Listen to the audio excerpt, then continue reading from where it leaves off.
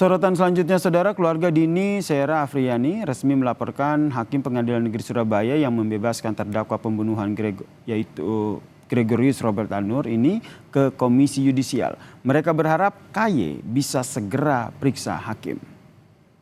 Didampingi oleh kuasa hukum dan juga politikus Rieke Diah Pitaloka, keluarga Dini mendatangi Komisi Yudisial dan meminta KY untuk memeriksa majelis hakim yang memberikan putusan terkait dengan terdakwa Gregorius Robert Tanur yang divonis bebas, saudara.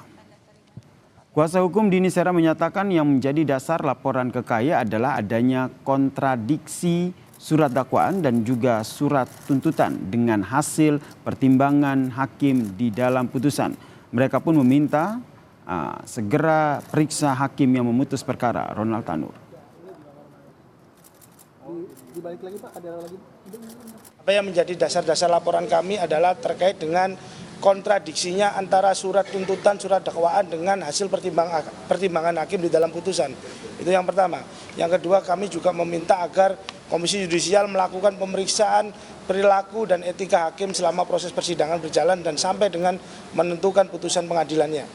Dan yang ketiga, kami meminta agar kiranya Komisi Yudisial dapat memberikan rekomendasi yang terbaik, yakni harapan kami adalah penghentian hakim yang memeriksa perkara ini di Pengadilan Negeri Surabaya. Tidak hanya ke KY, saudara, keluarga Dini Sera juga mengadakan pertemuan dengan Komisi 3 DPR untuk mencari keadilan dalam kasus dakwaan Ronald Tanur yang menganiaya Dini Sera hingga meninggal dunia.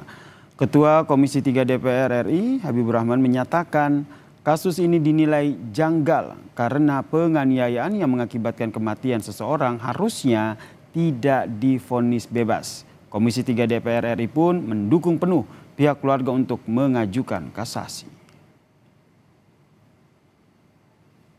Kami melihat ini sangat-sangat janggal karena kami amat sangat prihatin dengan putusan seperti ini. Kalau dari rekaman video yang kami lihat juga, ya kami lihat di di media sosial ya dan di televisi juga, sebenarnya nggak masuk akal yang bersangkutan divonis bebas. Vonis bebas yang dijatuhkan oleh Majelis Hakim Pengadilan Negeri Surabaya untuk terdakwa Gregorius Ronald Tanur menuai kecaman. Masa gabungan LBH se-Jawa Timur unjuk rasa di depan Pengadilan Surabaya. Mereka menabur bunga sebagai bentuk aksi solidaritas sekaligus kecaman untuk Hakim Damanik atas matinya keadilan terkait vonis hakim yang membebaskan Ronald Tanur. Upaya mencari keadilan atas putusan hakim ini sudah ditempuh keluarga Dini dengan melaporkan 3 hakim yang memvonis bebas Ronald Tanur ke Komisi Yudisial. KY pun telah menerima laporan dan akan menindaklanjutinya. Komisi Yudisial menyatakan saat ini proses investigasi mengenai putusan vonis bebas kepada Ronald Tanur juga tengah berjalan. Menganalisis dari berbagai bahan-bahan hasil investigasi maupun dokumen-dokumen dan saksi yang ada. Lalu coba kita panelkan, dalam panel itu nanti akan diputuskan apakah kasus tersebut ditindaklanjuti atau tidak. Jika ditindaklanjuti, maka akan dilakukan pemeriksaan terhadap